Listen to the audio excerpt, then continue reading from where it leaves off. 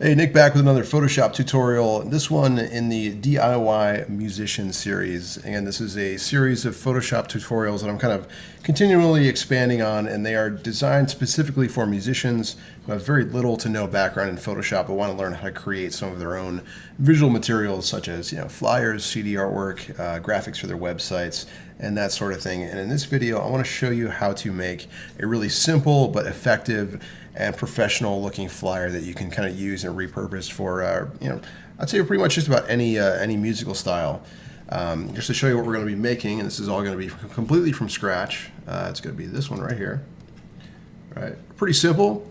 Now, when it comes to flyer design, they can be one of the most fun things to make, but also one of the most frustrating because there's really an endless amount of possibilities when it comes to flyers. I mean, really all that you're shooting for is something that visually fits your band's style, but is also visually captivating so people actually want to look at it. And honestly, like as long as you hit those 2 points, you're good. So you can pretty much make anything. All they're designed, they're kind of this I don't know, like a flash in the pan sort of thing. You make them, they're good for a couple weeks, and then they're completely useless. So as long as they hit those 2 points, they're visually exciting and people want to look at them, and they do a pretty good job of illustrating your band's musical style, then you're good. You can make pretty much anything. So this one, in its current state and the way that we're going to be making in this video, would probably be a little bit more on the pop electronica side of things, but you can really repurpose it for metal, folk, anything really, just by playing with different fonts and different imagery in the background. But the techniques that we're going to use are completely span any musical genre. You can use this for just about anything. This is particularly nice if you don't have a whole lot of high quality imagery as a band or artist, like really nice photos. You can of course use those if you've got them, but we're going to be using what's called stock imagery, and that's stuff that we can basically, we can find all of this stuff online, which is going to make this nice and easy. So before we get started, there are 4 things that you need to download, and there are links to all 4 of these in the description of this video. There's going to be 2 pictures and 2 fonts that we're going to be using. And just to start from the top, we're going to be using a NASA stock image from the Curiosity Mars rover. NASA takes a lot of really awesome, beautiful pictures, and they're really up for grabs on their website and on their Flickr page. Pretty much public domain stuff that you can use. So once you click on that link, what we want to do is over here on the right, we're just going to download the full res JPEG. Because of what we're going to be doing to the picture, completely changing the colors and that kind of thing. The TIFF is just a little bit overkill. We don't really need to go that. That's basically a high quality image, kind of like a WAV file for pictures. I'm just going to click on the full res JPEG right here, and that's probably just going to click, and it should, depending on your browser, just automatically open it up in another tab. Which, if it does that, cool. Just kind of leave it there. We could see that this is an incredibly detailed, high-resolution photo. If you click and zoom in, I mean, it's pretty amazing. This is a huge picture of the surface of Mars. The second thing that we want to download, again, there's a link for this as well, is from brusheasy.com. And these are just some standard sky textures right here. Click the download button, and you might have to wait a couple of seconds because it's Brush Easy. But then they're going to download. It's going to be a file called clouds.zip. Make sure that you have extracted that zip file before you move forward, because we're going to go right into those pictures in just a little bit. And then we need 2 fonts, and these are both from dafont.com, dafont.com. One of them, this is going to serve as our title or our headline, is a font called Edo SZ. This is kind of a brushstroke font. Really cool, really versatile. It definitely has a bit of an 80s retro vibe, which is nice. Just click on the download button. If you're on a Mac, once you download it, all you got to do is double click on it and then click install font, and it'll be ready to use in your computer. And then of course the other one here is Telegrafico, and this is going to serve as kind of our body text. All right, so we're going to get a nice contrast between this really kind of messy hand written bold headline font and this really clean modern font that's going to serve as our body text. So download both of those, and of course this is a Photoshop tutorial, so go ahead and open up Photoshop.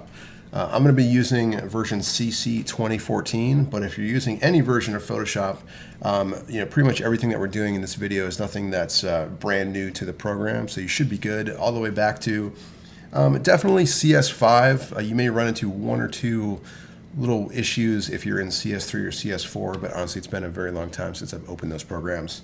Honestly, with the subscription service now for Adobe Creative Cloud, I would really recommend just getting it. It's not very expensive, and you get the brand new version, totally legit. And the new version of Photoshop is, well, I love it. It's beautiful, it's fast, it functions really, really well.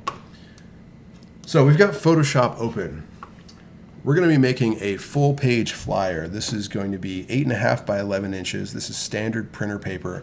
It's a really good size for most artists just because it's, you know, that size of paper is readily available anywhere. You can print these at home. You can print them at a print shop, wherever you want.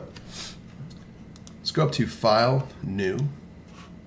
And one of the presets in Photoshop right here where it says preset is one called US paper. And that's actually already perfectly sized for 8.5 by 11, which is great. I'm going to click OK. And then I'm going to hit the F key. All right. Yeah, just personal preference. I really prefer to not have the desktop showing through when I'm working. Again, that's kind of up to you. Now, my next thing, and this is, again, just personal preference, I should have black selected as my main color. And again, if you're kind of new to the program, this box right here on the top, the one that's black currently, this is my foreground color, or my main color. This is kind of what I like paint with, for example. I'm going to just set that to, it could really be anything. I'm just going to pick black. And then I'm going to do Option Delete on the Mac, and that is for the paint bucket. I don't know what it is on a PC. I haven't turned a PC on in like 8 years, and I'm never going back. But if you're on a PC, the paint bucket tool, which is what we just did, is hidden over here in the toolbar, and it's exactly the same thing. You would just click, and it does this exactly the same thing.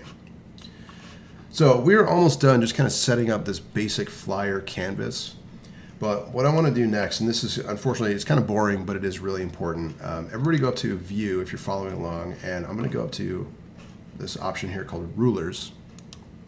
And what Rulers does is, well, pretty clear. It puts a ruler along the top and also a ruler along the left side of our project. And this is kind of nice for a couple of things. Depending on the size of your monitor, sometimes it's easy to lose perspective as far as you know, just how big something is. So if you're really zoomed in, of course that just looks like zooming into the abyss, but it'll just let you keep track of it. Okay, this is 1 inch, 2 inch, and so on. But the important thing here is we need to add these things in called, well, you can think about it like maybe you've run into this issue before where you have something on your computer and it looks great, and then you print it out and the printer puts what are called margins around the edge of the page. Most printers, I think pretty much all of them, not that there might be one out there that I'm not aware of, but they don't have the ability to print all the way to the edge of a sheet of paper, so you always end up with these little white lines around the edge, which honestly don't look very good, and they can be a little frustrating. So what we need to do from a design standpoint is just kind of plan ahead for those, so that way nothing important on our flyer gets cut off. If you ever see something, you know, like a piece of paper or a flyer where the color does go all the way to the edge of the sheet of paper, that was created by printing it on a larger sheet and then cutting it down, just so you know. So to make these lines, what we're going to do is bring the cursor, we're just going to start with the left side of the page. Bring the cursor on top of the left ruler, click and hold, and I'm going to bring this line out. I'm still clicking and holding. And what I want to look at is the top of Photoshop, the top ruler, and I want to drop this exactly 1/4 inch in from the left. Perfect. I'm going to do the right side of the page, and we actually do that same ruler. You just click and you drag it a little further over. So clicking and dragging. There we go. 1/4 inch in. And then we do this again on the top and the bottom, except this time you would look at the ruler on the left. 1/4 inch in. There we go. Cool. There we go. And when you're done, it's going to look just like this. It's almost like we formed a new box inside of our larger canvas. So these lines, they only exist in Photoshop. They're not going to print out. And if you ever want to turn them off, you can do Command:. All right, that's the keyboard shortcut to make the guides disappear and reappear. Whoops. If you ever you know, if you're on PC, again, I'm not sure the keyboard shortcut, but you can go up to View, Show, Guides right here. That will make them disappear and reappear. You don't necessarily need to have them on all the time, but again, only when you're lining up text, because you want to just make sure that anything is or anything important, especially text, is inside of this new box that we've created. That way, when your flyer prints out on any printer, you don't have to worry about it getting chopped off. All right. All right, next step. We're going to start bringing in our imagery. So we're going to go back to the web browser here, and I'm going to start with this picture of Mars right here. Now, if you downloaded it to your computer, that's okay. I'm just going to be copying and pasting it in, but I'll also show you how to bring it in another way if it's already downloaded in our computer in just a sec. I'm going to right-click on the picture, and I'm going to copy image. I'm going to go back to Photoshop, and then Command V or Control V if you're on a PC to paste, and there we go. All right. Now, if we think about the original flyer, the one that we're going to be creating here, let me pull that up again. The picture that we just dropped in is definitely a little bit too large, okay? And just before we move forward, if you had downloaded this on your computer, you would have wanted to go to File. If you're in an older version of Photoshop, it's just going to be Place. If you're in CC 2014, it's going to be Place Embedded. All right, pretty much does the same thing. Place Embedded is going to shrink this so that it's actually too small, but either way, no matter if you copied and pasted it in or you placed it, it's not the right size. So what I want to do is zoom out. All right, in this case, because my picture is relatively large, and you would probably want to do the same thing actually, even if it was too small. Now to zoom, of course, you use the zoom tool here at the bottom of bottom of your toolbar. Oops. You can also just hit Z on your keyboard. It's usually by default set to zoom in, and then of course if you hold down the Alt or Option key, it will zoom out. So one of the most basic things you're going to do in Photoshop all the time is simply resizing and moving pictures. And we do that just by a keyboard shortcut that is Command T. I believe on Windows PCs it's Control T, but again, it's been a really long time since I've used those. It's called Free Transform, and again, if your keyboard shortcut is not working, you can always go up to Edit, Free Transform right here. Although definitely memorize that keyboard shortcut because you will use it all the time. So I'm going to do Command T, and probably the majority of the time, anytime you're resizing a picture, you almost always want to hold down the Shift key, and then we're going to click and drag. I want it to be maybe take up about the bottom third of the flyer. All right, there's definitely going to be some extra picture around the edge, which is totally okay. And I want to use this, more of the left of this picture where it does not have those mountains in the background. So somewhere around here actually looks pretty good. Doesn't have to be perfectly even, but that looks all right. So that's kind of what yours should look like. Again, Command T will get you into free transform mode. You then want to hold Shift and then click and only use the corners. Don't use the boxes here in the middle, because what will happen there, just to show you, if you accidentally use the one in the middle, even if you're holding Shift, it will stretch it out and make it look like that. Which for certain pictures, it's not the end of the world, like with this one with landscape. If I accidentally stretched it out like a little bit too much, that's not a big deal. But that's really bad if you're working with pictures of people, because it'll basically take someone who's really beautiful and turn them into the Slender Man, which is not what you want to do. Slender Man's scary. All right, this is looking pretty sweet. So the background that we're creating for this flyer is going to be composed of two images. This is going to be basically our ground, and then we're going to bring in another picture that's going to serve as the sky backdrop. So let's go up to File, Place Embedded. Now we're going to bring in this other picture. This is in that folder called Clouds, which we just downloaded. Again, it was a zip file, so if you have not extracted it, make sure that you go out and just double click on it on Macs and it will expand. We want to use this one. It's called Luxy, or Luch, I don't know how to say that. Luxy, whatever. .jpeg. We don't want to use two. We want to just use this one because it's got a lot of really nice details in the clouds. And I'm just going to File, Place. Now what's cool about placing in Photoshop is that it's already in free transform mode when you bring it in, and it also tries to, usually does a really good job of it, just making sure that it fits your project. So it squeezes it into your canvas, which is great. So I'm going to make it maybe about this big. This part You know, if it's like a little bit larger, a little bit smaller, not the end of the world. But I want to make it about that big, and I also want to move it over so that I'm getting as much of the right side of the picture as possible, because there's just more cloud detail. It's going to make for a little bit more of an interesting background. And then to get out of free transform mode is you can always click the check mark at the top of Photoshop right up here. If you're in a different version, sometimes it's over here on the right, but it's all the same thing. Or I always just hit the return key, same thing. So this is starting to look a little bit better. We can see how these two things are going to come together, but the only issue right now is the horizon line looks really bad. It just looks like these two pictures have been kind of crammed together. So here's what we're going to do. We're going to make this pretty easy. I'm going to take this layer in my layers window over here. I'm going to click and just drag it underneath the layer that was our Mars picture. And you can, of course, double click on layers and rename them if you want to. I'm just going to call this one Mars Surface. And now our sky picture is underneath that layer, and we can kind of see how that changed, right? So this is where we were just a second ago. And if I drag it underneath, I can now see that Mars is right above it. Cool. There's Arnold Schwarzenegger in the background. There's a three-breasted woman over here. All right. It's Kuatu over there. Sorry, just watched Total Recall a couple days ago. Anyways. So this is, honestly now, at this point, it actually looks worse than it did just a second ago, but that's only temporary. What we're going to do now is we're going to just kind of trim up the top of this Mars picture so that it's blended a little bit better with the background. And the way that you erase in Photoshop, again, we're going to be kind of erasing this background here.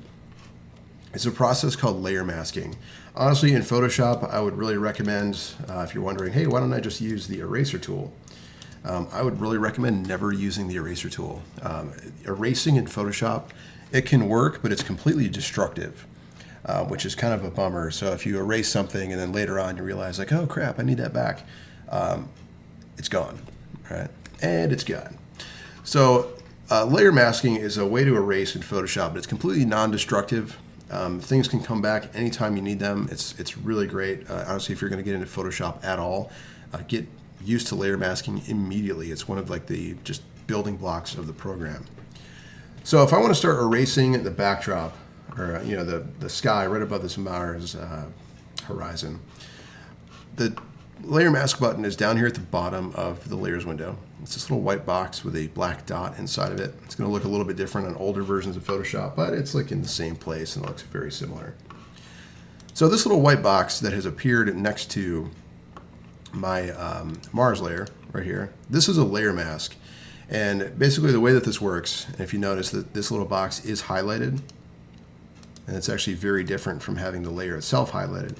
Anytime that you need to do any erasing or basically bringing back, you got to make sure that the layer mask has been selected.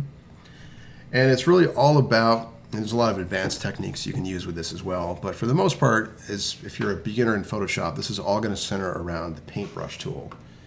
All right, the paintbrush is right over here, just the regular brush tool. You can also just hit B on your keyboard.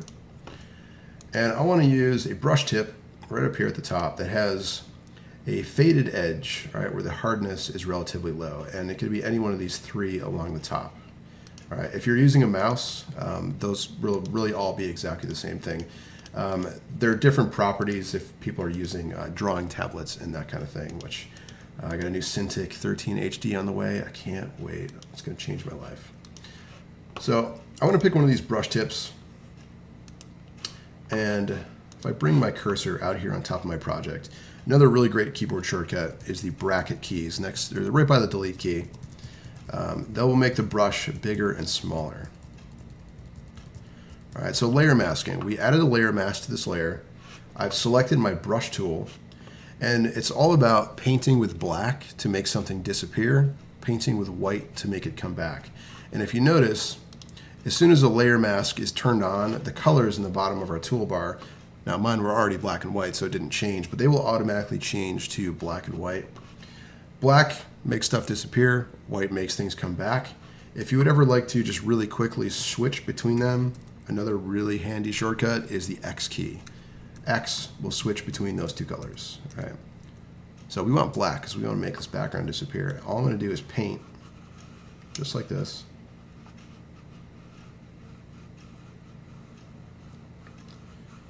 It's slowly disappearing. Looking pretty good. All right, that's pretty quick. It looks pretty decent. Now again, if we were going for photorealistic here, this would probably not be a very good job because we did it very quickly. But if you're keeping in mind how we're going to dramatically change the color of the background in just a second, it'll actually still look pretty decent after that effect. So again, use the paintbrush, set to black, make sure you have your layer mask highlighted, and you can paint and make that disappear. But again, the cool thing about layer masking is that if we switch to white, later on, I mean, you can bring all of that right back at any time. It's always saved in the program. It's great. Use it on pretty much, I mean, if you look at any of my Photoshop projects, there's pretty much a layer mask on just about every single layer. Super useful. All right.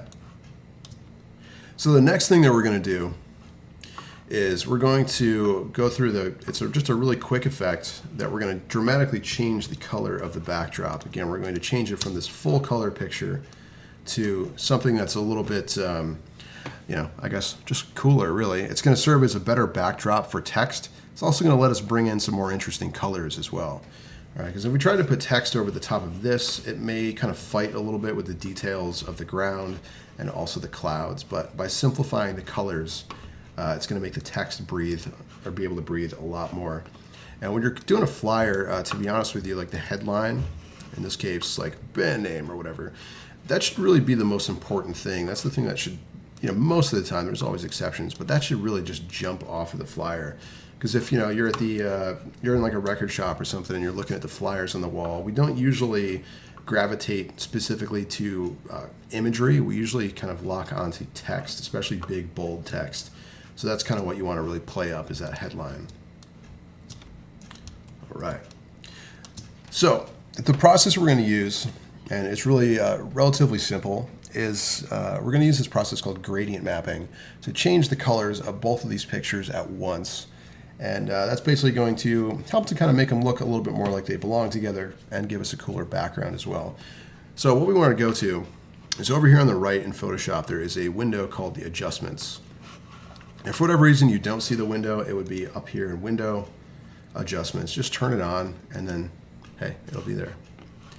The one at the bottom right is this, this little icon right here. And now a gradient is, you know, just kind of a blend from one color to another. And I'm just going to kind of click on Gradient Map right here. All right. That looks pretty nice. So you see this new layer that has appeared in our layers window. This is called an adjustment layer. And not to get into a huge tangent here, but this is a layer, there's nothing on this. There isn't like a picture on this layer. It's really just a special effect that is altering the appearance of anything that's underneath it. In this case, it has changed, and we look up here at the top right where it says Gradient Map.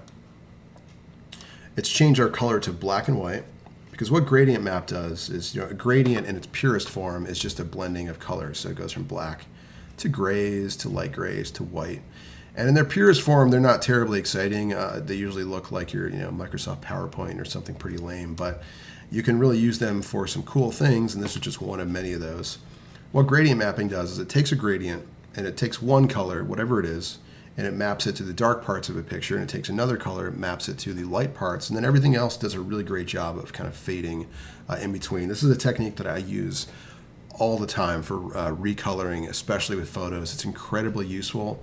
If you're a fan of, you know, kind of vintagey photo effects like Instagram or that kind of thing, this process, if you're doing it right in Photoshop, you know, not just using the Instagram app, which is great, but the quality of those photos really suck. You know, gradient mapping really is a huge part of that, but that's another video. So anytime you add an adjustment layer in Photoshop, if you notice, it's automatically came with a layer mask built in, because now, for whatever reason, if you're, you know, only wanted to change the color of the backdrop, you could simply paint with black over the part that you wanted a gradient map to disappear over, and it's just going to go away. So that's a whole other video on adjustment layers. We just want to keep this one pretty simple for now. Now this color, you know, as you can see, it's changed it to black and white, not necessarily what we want. We want something a little bit more exciting. So to change the colors of this gradient, you click right here inside this gradient window. all right, right inside the gradient itself. And that's going to open up a window called the gradient editor. Now yours is going to look a little bit different from mine because I have a bunch of gradients in here that I've created myself. Yours is going to look, well, a little bit different. There'll be some really, oh, that looks terrible. Yikes. There's going to be some other colors. If you're just kind of getting into Photoshop, there's going to be one up here at the top that is a purple to orange.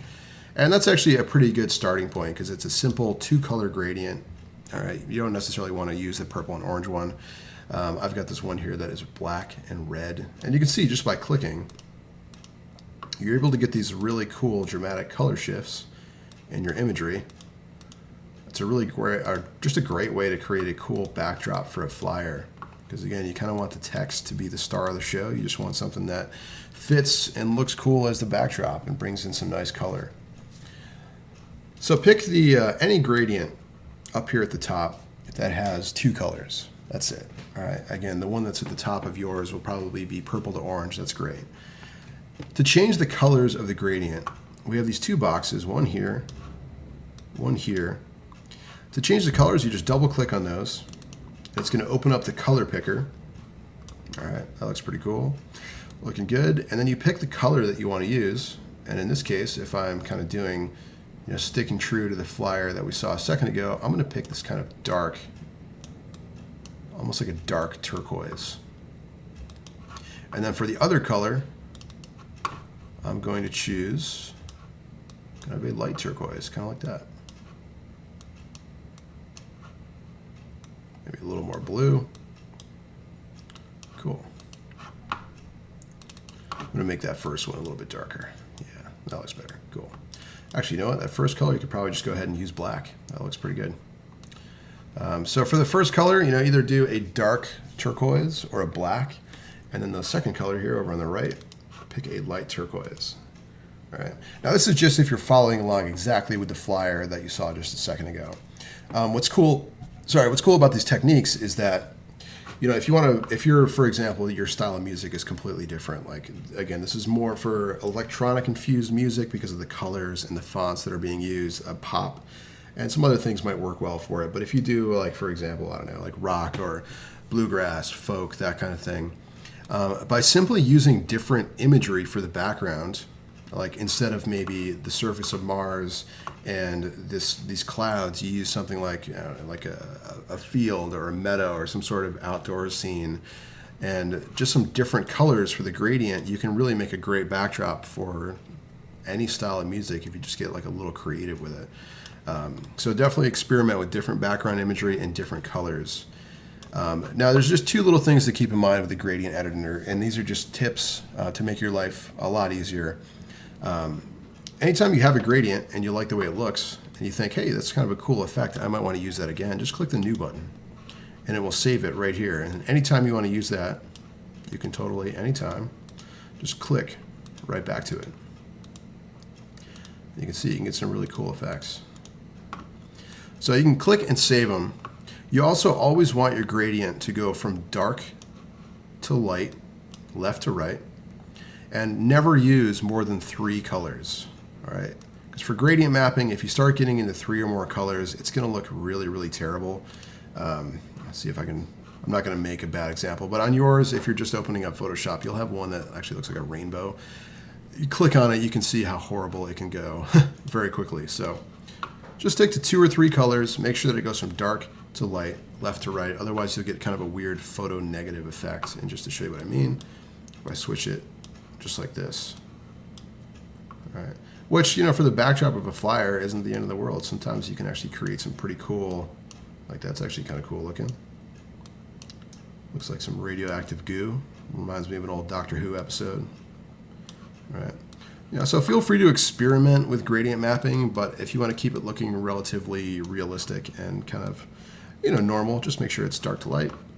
No more than 3 colors. I'm going to click OK. All right, so that looks pretty good. That's a good backdrop for a flyer. Again, there's some detail, some graphics there, but it's nothing that is jumping out. And it's going to be a good backdrop for text. Speaking of text, let's put in the headline. So those 2 fonts that we downloaded, that's all we're going to be using. One of them was called Edo SZ. One of them was called Telegraphico. We're going to be using both. So we go to our type tool in Photoshop, which is right here, the capital T, and we're just going to use the horizontal type tool. Now by default, our text color will probably be set to whatever color we had selected earlier, so it might be black. Right up here at the top of Photoshop, this is where we change our text color. Right. Now, if you're someone who likes to get more in-depth into programs, there is also a window called the character window, which we might get into in just a sec. It's right up here in Window, Character, and this is where you can do a lot more in-depth editing of text, such as line spacing. You can do some cool things like forcing, by clicking right here, forcing all of your letters to be capital, which can be kind of nice if you ever type out like a whole paragraph in lowercase and you're like, that would probably look better in capitals. You don't need to retype it. You can just click this button right here, which is kind of nice. But anyways, fonts are always sorted alphabetically. So in my font list, I'm going to go down to my E's. And again, I'm looking for that one that we just downloaded called Edo SZ, which is right here, Edo SZ Regular. And I'm going to choose just kind of like a basic font size that's about 36 points. All right. Honestly, I would not really worry about, and also change it to left justified if it's not there already. Don't worry about the font size quite so much right now, because we're going to be changing the size of the text in just a second. We just want to get the text made. All right. Now, whenever you're doing headlines, and honestly, most of the time in flyers, you're rarely typing, unless it's more of like a strictly informational flyer. You're not always typing, a full paragraph of information. So you don't need to click and drag a box and type things out like this. You don't need to do that. We just want to click and type. All right.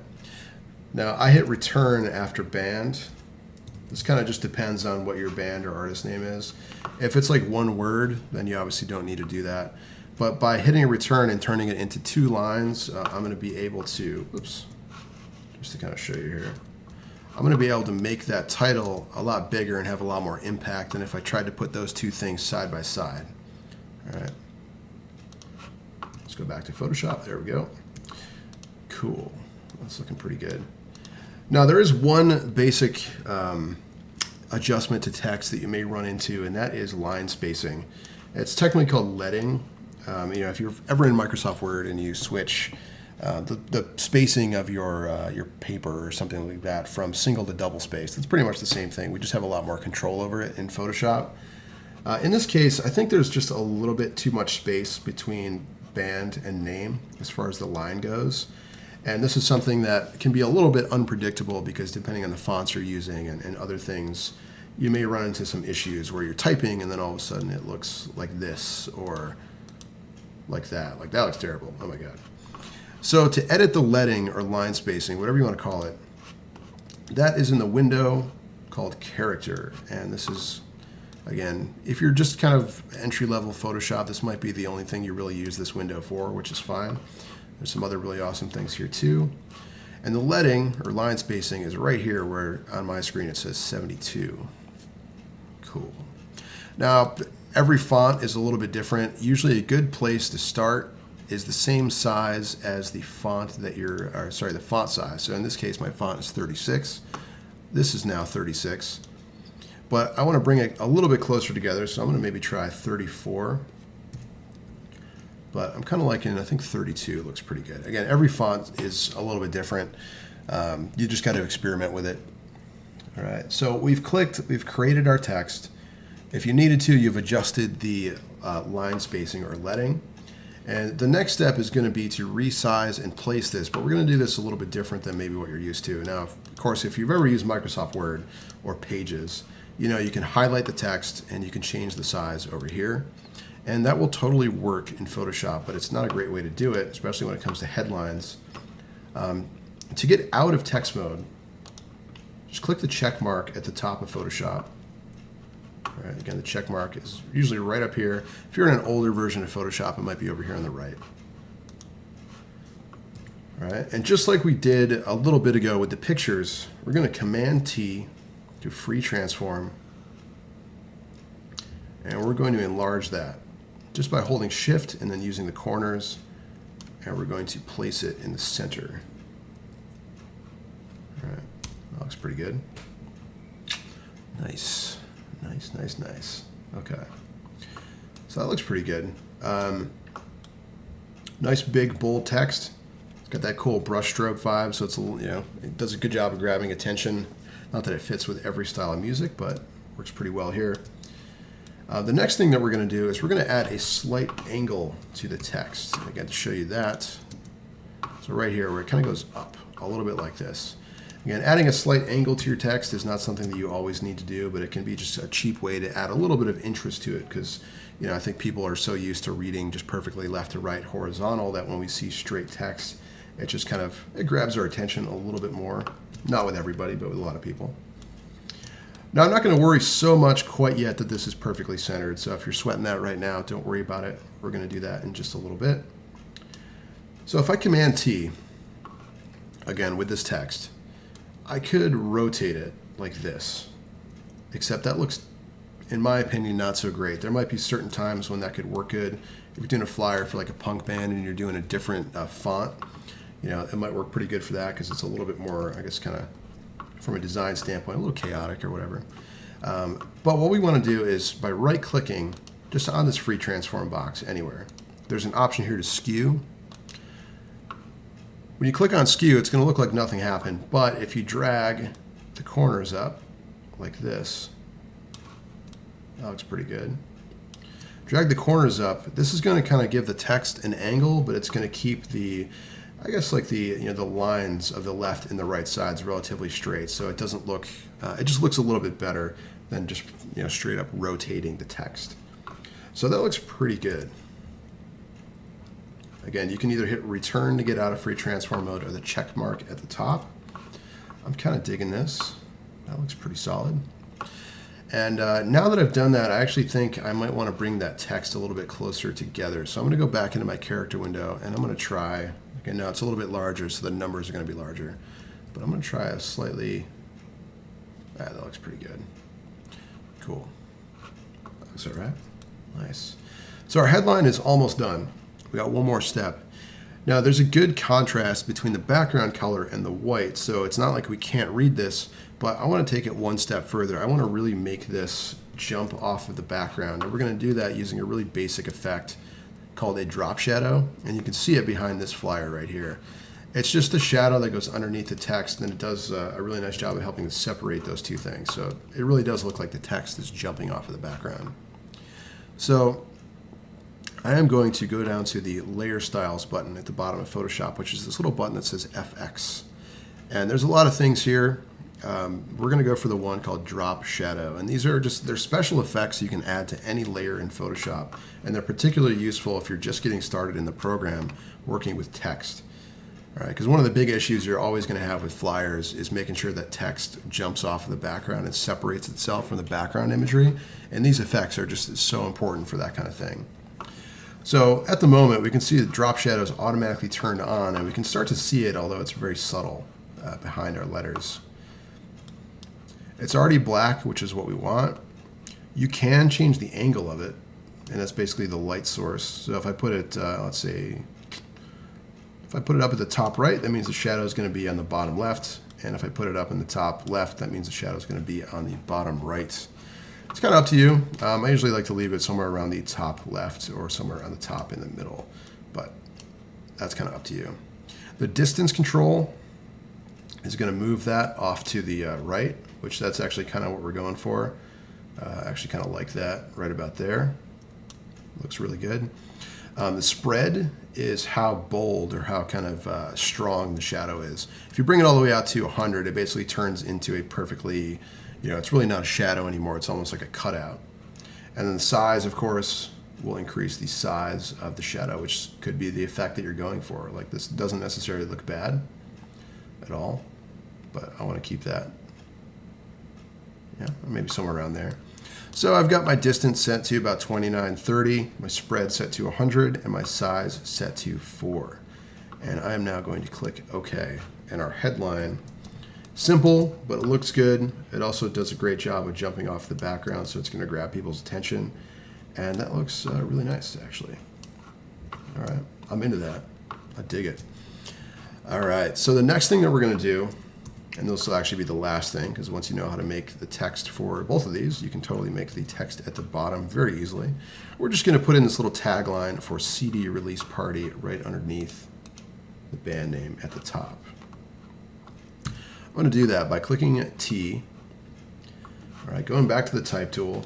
Now, something you might run into that might be a little frustrating is if you try to, for example, start changing the font, size, color right away, it's going to change your header, or sorry, the headline at the top, only because that is now the layer that we have selected. So in Photoshop, you actually don't need to be inside the text. You don't have to have it highlighted to change it, which is great, but when you're first getting started, it can be a little frustrating. So what we want to do is actually click. And now we want to go up to change our font. So I'm going to go up to Telegrafico. There it is. Awesome. And I'm going to change the color to kind of a hot electric pink. All right. Cool. Somewhere, maybe a little bit brighter than that. Yeah, that might work pretty good. All right, cool. And I'm just going to go ahead and type out CD release party. Here we go. It's looking pretty good. Again, to get out of text mode, you just click the check mark at the top. The move tool, which is at the top of the toolbar right here, this black arrow, lets you pretty much just click and drag and move stuff around. You can, of course, do that if you're in free transform mode as well. It just kind of depends on the situation, but that's looking pretty solid. Now, we're going to do something here. I'm going to just put it way over here to the right to just do a better job of illustrating the next thing that we're about to do, which is centering this right in the middle of the flyer. All right, CD release party. It's looking pretty good. I am going to add a drop shadow on this as well. All right, just a little bit more of a subtle one. Doesn't have to be anything too crazy. All right. Yeah, that looks all right. I am also going to change its setting up here, which shouldn't be an issue with yours, but my letters, that looks a little bit better. I don't know if you had noticed, but my letters were just a little bit further apart. It's called the kerning, and it's edited right here underneath the leading. You don't need to change that one quite as much as leading. You may never have to unless you get into more advanced projects, but whatever. I'm going to click and just make sure that this is over here. And again, we're not going to do the text at the bottom, because once you know how to make these two, that is easy. You would, of course, want to have the extra details about the event, like the venue location, cover charge, whether or not it's all ages, that kind of thing. Down at the bottom, free drinks, 2-for-1 drinks, ladies drink free, any of that stuff. But just one of the basic things about having a good flyer design is just making sure that the text is lined up properly. And in this case, we want to make sure that it is dead center right in the middle of the flyer. Now, you could, of course, use your eyeballs, those things that we use sometimes that are in our head, to line things up. You could use that and be like, oh, that looks pretty much centered, and you know what, it is pretty close. It's not too bad. But there's a really cool feature in Photoshop that lets you do this without having to use your eyeballs, which is great, and it's going to be technically perfect right in the center.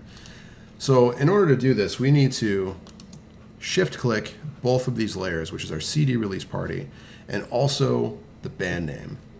Now, we want both of these sections of text to be dead center inside of the flyer, which means we also need to command-click the background.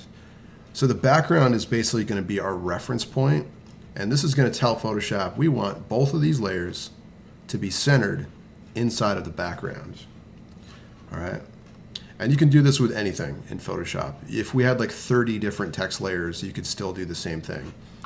But to do this, you have to make sure that the Move tool is selected, which is up here at the very top. Move tool. And then up here, right underneath where it says, type, select, filter, there's some little icons here that if you look at them, you can kind of figure out what they mean. But these are alignment tools. And the one that we want to do is this one right here. Second in from the right. All right, and that is going to perfectly center both of these inside the background. I would then probably want to move the CD release party up somewhere around there. All right, because again, we want those two things to kind of look like they belong together, so they should be relatively close. And that is actually looking pretty damn good.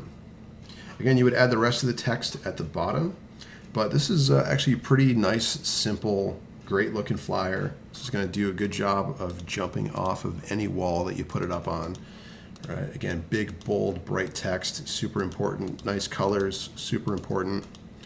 If you wanted to, of course, if you feel planning on using this at any point, this is a great flyer template. Just go up to File and make sure to save this somewhere on your computer as, I don't know, full page flyer template or whatever you want to call it, just something you know what it is. So if you ever need to make another flyer, you can just jump in here, and a lot of the work's already been done. If you wanted to get this printed out, all right, I want to print this thing. File, Save As, all right, you would call it, you know, flyer, CD release, party, whatever you want. Now to print it, we don't want to save it as a Photoshop document because unfortunately, it just depends on where you're going to get it printed out. If you're printing at home, it doesn't matter. You can print straight from Photoshop, but what you want to do is to save it as what's called a PDF, right? PDF. And I think we all probably know what a PDF file is, but they're just a universally recognized file type. That means you can pretty much take this anywhere on any computer, open it up, and print, and it keeps the quality really, really nice. There is one thing I'm sorry I forgot to mention. This can be a little confusing to understand, but at the moment we are working in a color mode called RGB, red, green, blue, and this all really kind of boils down to how colors are calculated on a screen versus how colors are calculated on a printer. On a screen, inside the screen, we have little blocks called pixels, and pixels, little blocks of red, green, and blue, when they're mixed with light, that's what creates all the colors that we see on our computer screens, but printers work in a different way. Printers use a color mode called CMYK, cyan, magenta, yellow, and black, and they create the colors that we're going to see by mixing the color black, cyan, magenta, and yellow. So what you want to do, and it's not always the end of the world, but it will look better, absolutely. And this is something I do on every project before I print it out, because, you know, I have to. Go up to CMYK, right here where it says Image Mode, CMYK. You don't need to flatten it, and you also don't need to rasterize. This is not a very complicated photo or flyer. And you're going to notice that it's probably going to look a little bit different on your computer screen. And that's because think about it like they're two different languages. This document, this flyer, is now all the colors are being calculated in colors that the monitor can't necessarily display properly. So it's okay, it's normal. Now when it's converted to CMYK, you would go up to File, Save As, title it Flyer, save it as a Photoshop PDF, click Save. High quality print should already be selected, which is exactly what we want. You do not need to preserve Photoshop editing capabilities.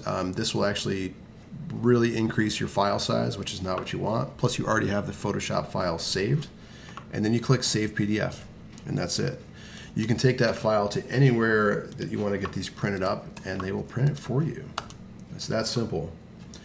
So hopefully that helps you just kind of design a simple, good-looking flyer. If you got any questions at all, feel free to ask me in the comments below, and I will get back to you. If you want to check out my website, it's CasaleGraphicDesign.com. Got a bunch of cool stuff. I'm going to be launching a new print shop in early October with a bunch of original horror art, which if you like horror, please feel free to let people know. I think they're going to go pretty well. I got a lot of people that have pre-ordered already. Stay tuned for more videos, and there's a bunch of other Photoshop tutorials on my YouTube channel. Thanks for watching.